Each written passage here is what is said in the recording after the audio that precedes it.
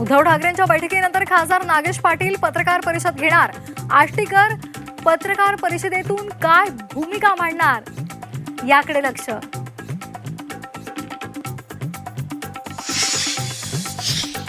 शिवसेना युबीडीचे खासदार Bhausaheb Wagchaure not reachable. वागचौरेंचा फोन सकाळपासून बंद।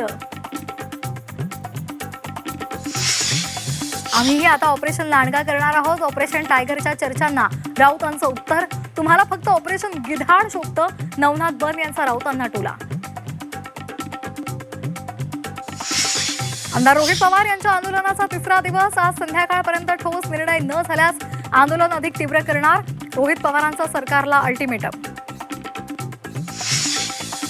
रोहित पवारांनी अन्नत्यागापेक्षा मीडिया त्याग आंदोलन करावं। भाजपचे आमदार परिणय फुके यांचा टोला।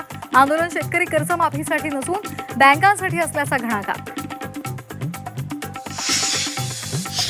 नाशिक विधान परिषदेमध्ये बंडखोरीनंतर आता हॉटेल पॉलिटिक्स। मतांचं विभाजन टाळण्यासाठी मतदारांना कल्याणला आणलं। नरेश म्हस्केंनी घेतली नगरसेवकांची भेट। अमरावती विधान परिषद निवडणुकीमध्ये पुन्हा एकदा ट्विस्ट। काँग्रेसचा पाठिंब्याचा प्रस्ताव वंचितकडे 4 दिवसांपासून वेटिंगवर। वंचित काय भूमिका घेते याकडे लक्ष। दादरनंतर गिरगावातही रस्त्यांवर पांढऱ्या पट्ट्या। गिरगावकर संघटनेकडून पांढऱ्या पट्टीवर काळ्या रेषा तर मनसे आणि शिवसेना युबीटीच्या आक्षेपानंतर महापालिकेनं पांढरे पट्टे हटवले।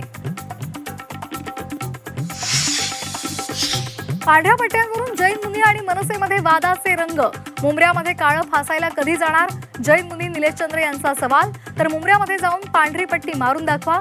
संदीप देशपांडे यांचा टोला। मनसे अध्यक्ष राज ठाकरेंचा आज वाढदिवस। सर्वच क्षेत्रातून राज ठाकरेंवर शुभेच्छांचा वर्षाव तर लोकोपयोगी उपक्रमातून वाढदिवस साजरा करा। राज ठाकरेंचं मनसैनिकांना आवाहन। नसरापूर प्रकरणाची सुनावणी अंतिम टप्प्यात। न्यायालयामध्ये आतापर्यंत 53 जणांची साक्ष नोंदवली। महिन्याभरात निकाल लागण्याची शक्यता।